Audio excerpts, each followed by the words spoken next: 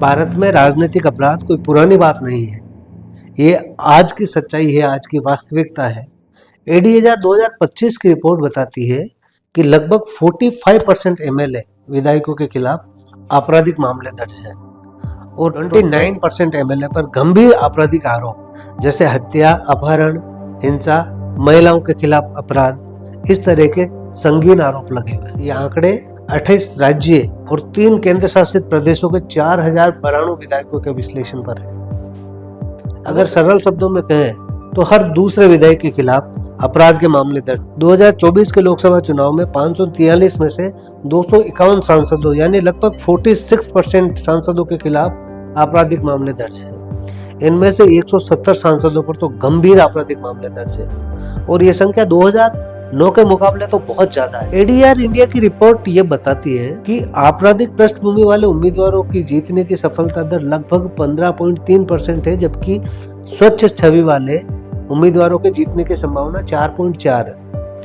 यानी आपराधिक पृष्ठभूमि वाले कैंडिडेट की जीतने की संभावना स्वच्छ छवि वाले कैंडिडेट के जीतने की संभावना से लगभग 4 गुना ज्यादा है।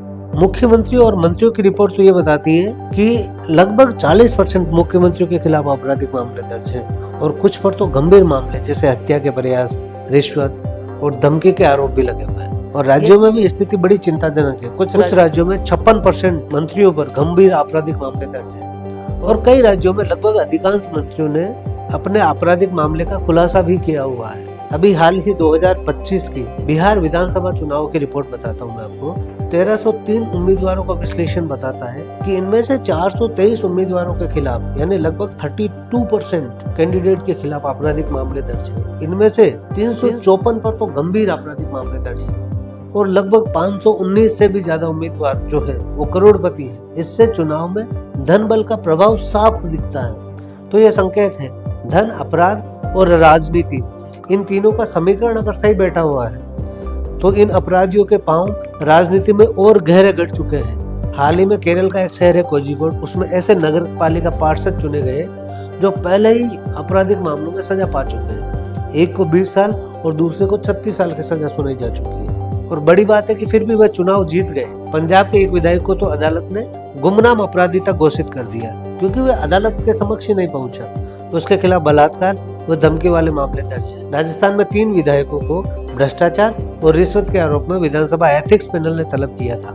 इन अपराधियों का राजनीति में आने का मुख्य कारण क्या हो सकता है? एक्चुअली राजनीतिक पार्टियों को लगता है कि आपराधिक पृष्ठभूमि वाला उम्मीदवार पैसा, बाहुबल और वोट बैंक को नियंत्रित कर सकता है और पार्टी को चुनावी जीत दिला सकता है। दूसरी तरफ वोटर भी कभी सुरक्षा, कभी राहत और कभी जातिगत पहचान और कभी धन बल के आधार पर ऐसे नेताओं को वोट दे देते हैं जो आपराधिक पृष्ठभूमि वाले हैं। इसका लोकतंत्र पर बड़ा गहरा प्रभाव पड़ता है। जब बहुत सारे विधायक और सांसद आपराधिक मामलों के साथ होते हैं तो शासन में पारदर्शिता, जवाबदेही और कानून का शासन है वो कमजोर होता है। यानी सरल शब्दों में कहे तो लोकतंत्र कमजोर होता है, आपके और मेरे अधिकार कमजोर होते हैं, राजनीतिक विश्वास और जनता का भरोसा गिरता है। इसी के साथ न्यायिक प्रक्रियाएं ढीली हो जाती है और जो केसेस हैं वो सालों तक अटके रहते हैं। इसका समाधान क्या हो सकता है कोई भी कैंडिडेट जब अपना चुनावी घोषणा पत्र देता है तो अपने चरित्र का उसमें साफ खुलासा करता है। हमें सिर्फ उसकी रिसर्च करनी है